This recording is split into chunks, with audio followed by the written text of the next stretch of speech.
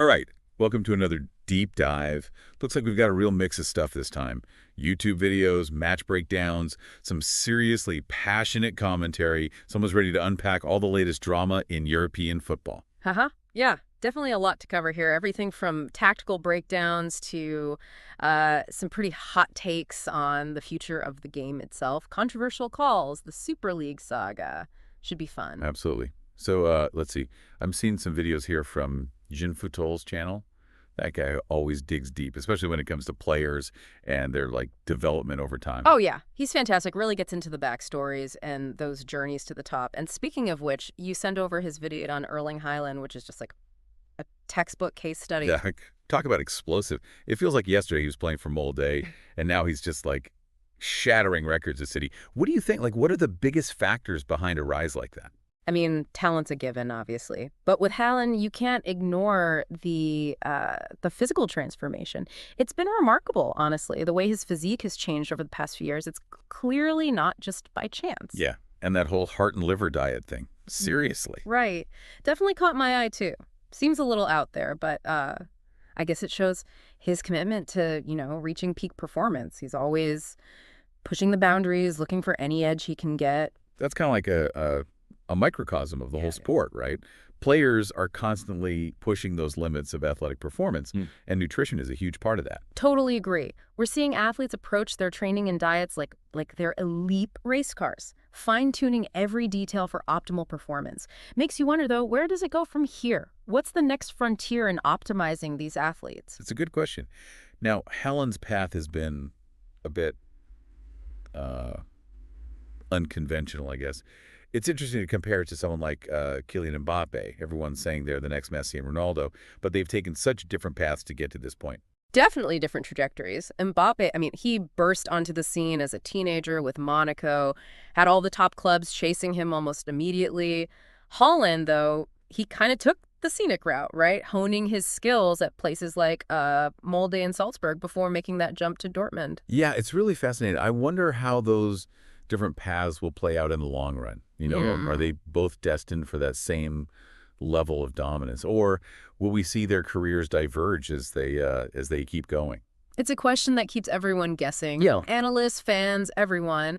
And then you throw in other young talents like Vinicius Jr. and Jude Bellingham. That competition at the top is only getting more intense. And you bring up a great point, because Vinicius Jr., well, he's obviously incredibly talented, but he gets a lot of flack for, his behavior on the field. Yeah. And it's such a contrast to how someone like Mbappe is perceived. He kind of flies under the radar, even though they both play with a lot of passion. It's really interesting, right? It makes you wonder about those media narratives and how fans perceive certain players. Why is one guy often painted as a villain while another, who might show similar passion, gets a pass? Is it cultural biases, different playing styles, or maybe even the role of agents and PR in shaping their image? Yeah, definitely more going on beneath the surface there. Yeah. Makes you think about how much of what we see is influenced by things beyond just their actions on the pitch. Exactly. Perception is powerful, and it definitely shapes those narratives and, ultimately, how we view the game itself. Totally agree. So, onto that Real Madrid, Atletico Madrid derby, huh? That was a game full of drama, especially that penalty they gave to Atletico. Talk about controversial. Oh, yeah, that call sent shockwaves, no doubt. Really ignited those debates about VAR, the pressure on referees. It's amazing how one single incident can spark conversations that go way beyond the match itself. And the reactions online, I mean, everyone had an opinion. Fans, commentators, even Elon Musk chimed in. Really shows you how deeply those matches resonate, even with people beyond the diehard fans. Oh, for sure. That passion and intensity is what makes football so captivating. And this match just distilled all those emotions, and then you throw in that controversial penalty, the impact on the result. Yeah. It was electric. So where do we even start unpacking this, the stuff you sent over? Yeah. It really captures the range of reactions. Some Real Madrid supporters were, let's just say, not happy. Right. Well, maybe the best place to start is with the actual footage. We had multiple angles, replays, all that. But even with all that, there wasn't really conclusive evidence to either fully support or overturn the ref's initial decision. And that ambiguity, that just fueled the fire. And then you've got the VAR official up in the booth, adding to the pressure. They seem to really push the ref towards that final call. It makes you wonder, is VAR actually making things better? Or is it creating new problems while trying to solve old ones? It's a question that's dividing the football community, no doubt. The whole idea behind VAR is to minimize human error, make things fairer, but then you get these situations where it seems to be creating more controversy, more debate. And let's not forget the human element, right? Hmm. Referees are under immense pressure, and VAR has probably made that even worse. Oh, absolutely. They're expected to be perfect now, with technology and replays scrutinizing their every move. It's a tough spot to be in. It's a messy situation for sure, and one that'll probably keep evolving as VAR technology changes and they try to refine how it's used. But before we go too deep down the VAR rabbit hole, there's something else about this match I found really interesting. I think I know where you're going with this. Those reactions to the penalty call, especially from the Real Madrid side, some went beyond just disagreeing with the decision, right? There were accusations of bias, even some conspiracy theories floating around. Exactly, it was like a wave of outrage. Some commentators were even suggesting there's a systemic agenda against Real Madrid. It reminds you that football isn't just a game, is it? It's tied up with so much passion, loyalty, a sense of identity. It's true. And those emotions can run high, especially when a decision like that feels like a direct attack on those beliefs, on that loyalty. It's a reminder of the power football has to evoke such strong reactions, to spark conversations that reach far beyond the pitch. So where do we go from here? We've got this VAR controversy, accusations flying around. How do we even make sense of it all? I think the key is to approach these conversations, with a critical eye. Mhm. Recognize that there might be biases, that emotions are running high. It's about analyzing the evidence, considering different viewpoints, and talking about it all respectfully, even when we disagree. That's a good point. Acknowledging the passion, but also trying to stay objective. Right. Because at the end of the day, football brings us together as much as it divides us. And even those heated debates, they're part of what makes it so captivating. Absolutely. Okay, shifting gears a bit here. One of the videos you sent talked about a supposed conspiracy against Real Madrid. Yeah. It claims to have evidence, and it even connects it to the whole Velasco Carballo situation, the former head of the referees technical committee. Yeah, that one. I think it's important to be cautious with those kinds of claims. Yeah. While the video does raise some interesting questions about how Carballo left his position, it's important not to jump to conclusions or just accept those conspiracy theories without real evidence. Right. Got to be careful about spreading misinformation, especially online, where stuff can go viral so fast. Exactly. It's about finding that balance, acknowledging concerns, sure, but also making sure we're not contributing to baseless speculation. All right, well, putting aside the controversy for a second, Yeah. you also sent over this breakdown of the match from Mundo Maldini. They went beyond the headlines and gave a really interesting tactical analysis. Oh, yeah, I love their approach. Very objective, focused on the actual play.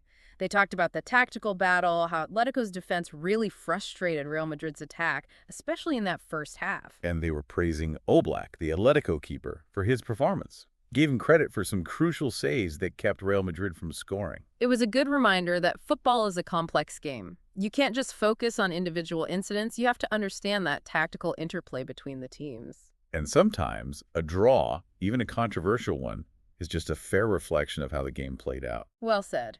It's so easy to get caught up in all the drama and forget the bigger picture. So let's move on to something a little different. One of the videos you included talked about Ancelotti's future at Real Madrid. Seems like he might be leaving at the end of the season. Ah, right, that one. They're saying Ancelotti's probably headed to Saudi Arabia after his time with Real Madrid is done. Looking for something a bit less intense, maybe? Saudi Arabia. Wow, that's unexpected. But I guess the Saudi Pro League is really making moves, trying to attract big names with those huge contracts. Yeah, the money is definitely a factor. But it also makes you think about Ancelotti's motivations, right? The guy has achieved so much at the top levels of European football. Maybe he just wants a new challenge, a change of pace. It would be wild if more managers like him started heading to leagues outside of Europe. Could really shake things up. Totally. And the video even suggests that Real Madrid already has a replacement lined up, Xabi Alonso. Now, that would be interesting. He's a Real Madrid legend, and he's been making a name for himself as a manager at Leverkusen. Seems like a natural fit, but you never know with football. It'll be fun to see how it all plays out. Definitely. Speaking of interesting situations, let's go back to Vinicius Jr. and those criticisms of his on-field behavior. We were comparing him to Mbappe before, and one of the videos you sent actually included Ancelotti's take on the whole thing. Oh, yeah. Ancelotti actually expressed his frustration with Vinicius Jr. in that one. Seems like he wants him to channel his energy, his talent, in a more disciplined way, less theatrics, more focus on the team system. It's like trying to rein him in a bit. And the video makes a good point. Mbappe rarely gets that kind of criticism, even though he shows similar passion on the field. It raises the question, are some players just judged more harshly than others? It's tough to say. Is it personality, playing style, media portrayal, or a mix of all of it? A lot of factors at play, definitely. It's a good reminder to look beyond the headlines to consider all those things that shape how we see these athletes. Absolutely. All right, well, I think it's time to address the elephant in the room, the Super League. Seems like we can't escape this topic, can we? It's one of the biggest issues facing European football today, no question. And you sent over a video that looks specifically at how it could impact La Liga, and it's not a pretty picture. Yeah, the creator basically argues that if the Super League succeeds, it would be devastating for La Liga and other domestic leagues too. They'd become secondary, overshadowed by the money and the global reach of the Super League. And he also brings up concerns about corruption, lack of transparency, given the closed nature of the Super League and the powerful financial interests involved. Scary thought, honestly. The Super League might be lucrative for the clubs involved, but it could come at a huge cost for the rest of football. It really raises those fundamental questions about the future of the sport. Will it become more and more dominated by a handful of elite clubs? Or will there be a push for greater inclusivity, a more equitable way to distribute resources? It's a debate that's going to continue for a long time.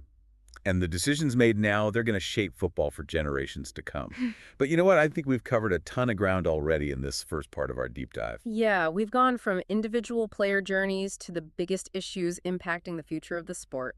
A lot to think about. Definitely. So let's take a quick breather and then come back to dig even deeper into these stories. We've still got more to unpack, especially when it comes to that Real Madrid-Atletico match and all the different perspectives on that penalty call. All right, so let's rewind a bit.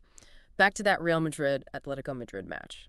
It wasn't just the penalty call that caused a stir, right? Oh, definitely not. I mean, Okay. everyone had an opinion on that game, Yeah. especially that penalty. One of the videos even had like a whole compilation of commentator reactions. It was crazy. It really is fascinating how a single event can trigger such a range of responses. Just goes to show how invested everyone is, the fans, the commentators. Oh, yeah, and I was really struck by the commentary on Real Madrid TV. The guy was furious, straight up called it a new refereeing scandal.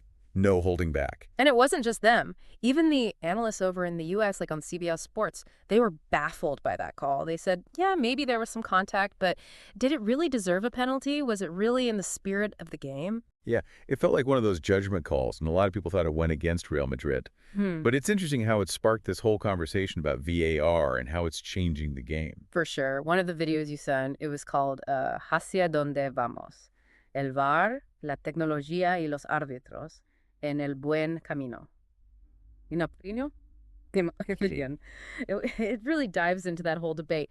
The guy who made it, he argues that, yeah, technology can help eliminate those obvious mistakes, but you still need a balance between the tech and human judgment. He uses a great analogy, too. It's like, a boss tells you not to take calls, but what if there's an emergency? What? Rules and technology have their limits, and sometimes you need a human to interpret the situation to make the right call. Exactly. He also talks about the importance of context, like a stamp in the penalty area. Yeah, it might technically be a foul, but what was the intent? Was the ball still in play? Those are things you might miss if you're just looking at it frame by frame. Makes you think. Football is a game of passion, of those human moments. And technology, it can help, but it shouldn't overshadow those core elements that make the game so great. Right. And speaking of passionate responses, there were some pretty serious accusations of bias against Real Madrid after that match. One video even suggested a conspiracy, tying it to Velasco Carballo leaving the referee's technical committee and the whole Negreira case. Yeah, and they even had that clip of Juanma Rodriguez, that sports journalist, kind of hinting at a connection between Carballo leaving and the investigation. It definitely adds another layer to all of this. But it's important to remember those are just allegations, not proven facts. The details around Carballo's exit are still murky, and it's easy to jump to conclusions, to buy into conspiracy theories without solid evidence. Yeah, we got to be careful about spreading misinformation, especially online. Things can get blown out of proportion so quickly. Totally. It's a balancing act, Acknowledge the concerns, but make sure you're not spreading stuff that's unfounded. All right, well, let's step back from the controversy for a minute. You also sent a breakdown of the match from Mundo Maldini, and it was really interesting. They went beyond the headlines and gave a really nuanced assessment of the game itself. Oh, I love Mundo Maldini. They always take such a balanced approach. They highlighted the tactical battle between the teams, how Atletico's defense really shut down Real Madrid's attack, especially in the first half. Yeah, and they had good things to say about Oblak, the Atletico goalkeeper. Credited him with some key saves that kept Real Madrid from scoring. It was a good reminder that football is a complex game. Analyzing a match goes way beyond those individual incidents. It's about understanding how the teams played against each other, their strategies. And sometimes a draw, even a controversial one, just reflects how closely the teams played. Couldn't agree more. We can get so focused on the drama that we miss the bigger picture. Okay, so let's switch gears again. One of the videos you sent talked about Ancelotti's future with Real Madrid. Sounds like he might be leaving at the end of the season. Ah, yeah, that's right. The word on the street is he might be heading to Saudi Arabia after his time at Real Madrid is up. Maybe looking for something a bit less high pressure. Saudi Arabia, wow, that's a curveball. But I guess the Saudi Pro League is really stepping up their game, throwing around big money to get those top names. Yeah, the financial incentives are definitely there. But it also makes you think about Ancelotti's motivations, you know? He's accomplished so much in European football. Maybe he's just ready for a new challenge, something different. It would be pretty wild if more top managers started heading to leagues outside of Europe.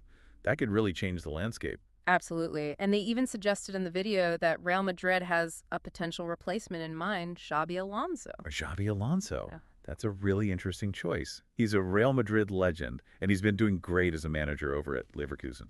Seems like a good fit, but like we always say, anything can happen in football. We'll have to wait and see how it all unfolds. Definitely. Speaking of interesting developments, let's circle back to Vinicius Jr. and the criticism around his behavior on the field. You remember we were comparing him to Mbappe earlier? Well, one of the videos you sent actually had Ancelotti's take on the whole thing. Oh, yeah, that one. Ancelotti was pretty open about his frustration with Vinicius Jr. Seems like he wants him to, channel all that energy and talent in a more disciplined way. Less showboating, more focus on playing within the team system. Sounds like he's trying to get him to play smarter, not just harder. Exactly. And the video made a really interesting point. Mbappe rarely faces that kind of criticism, even though he plays with a similar level of passion. Makes you wonder, are certain players just held to different standards? It's a tough question. Is it their personalities, playing style, how the media portrays them? Probably a bit of everything. Probably, yeah. It's another good reminder that we shouldn't just take things at face value. We need to look deeper, consider all the factors that influence how we perceive these players. For sure. Okay, I think it's time we address the big one again. The Super League. It's the topic that keeps coming back, isn't it? It's definitely one of the biggest stories in European football right now. And one of the videos you sent, it takes a really interesting look at how the Super League could impact La Liga. And it's not good news. Yeah, basically the creator argues that if the Super League actually happens, it would be devastating for La Liga. And other domestic leagues, too. They'd basically become second tier, completely overshadowed by the money and the global reach of the Super League. He also talks about concerns about corruption, lack of transparency, given how the Super League is structured, it being closed off like that, and with all the big money interests behind it. It's a pretty scary thought. The Super League might be a big payday for the clubs involved, but it could really damage the rest of football. It raises some fundamental questions about the future of the sport, for sure. Will it become more and more about a small group of elite clubs? Or will there be a push to make things more inclusive, to spread the wealth more evenly? It's a debate that's going to go on for a long time. And the decisions they make now, they're going to have consequences for years to come. It's wild, right? All these individual stories, it's like they're all connected, painting this picture of where European football is going. Rising stars, these controversial calls, the power shifts, and that constant tension between, tradition and trying to change things up. Yeah, it's like a puzzle. And that's what makes these Totally. deep dives so interesting. It's not just about the individual moments, but how they all fit into these bigger trends that are shaping the game. We started with Holland and his whole thing with totally transforming his physique. It shows you how much emphasis there is now on optimizing athletes, pushing those limits. Then we had that crazy Real Madrid Atletico match, which got us talking about VAR, accusations of bias, and just how intensely passionate the fans are. And of course, the Super League is always looming in the background. That whole thing could completely change the face of European football as we know it. It's almost overwhelming. So much going on. What do you think? With all this uncertainty, all this drama, where do you see the sport going from here? It's tough to say for sure, but I think it's safe to say European football is at a crossroads right now. The choices they make over the next few years, they're going to have a huge impact on how things play out. Yeah, I mean, will it become even more dominated by a small group of elite clubs? Hmm. Or will we see a movement towards more balance, spreading the wealth a bit more? What about technology? What role is that going to play? Will VAR finally figure itself out, or is it just going to keep causing more arguments? These are the questions that are going to shape the future of the game. It's exciting, but it's kind of scary too, right? Thinking about all that. But one thing's for Sure. sure, the passion, the drama, the just pure joy of the game, that's never going to go away. Absolutely. No matter what happens, the heart of football will always be the players, the fans, and those incredible moments on the pitch. It's been awesome unpacking all this with you. I feel like I have a much better grasp on, what's really driving European football forward, what makes it tick. That's what these deep dives are all about. They push us to look past the surface to really engage with all the complexities of the sport. Well, that about wraps it up for this deep dive. Hmm. Thanks for sending over all those sources. It's always fascinating to see what's catching your attention in the world of football.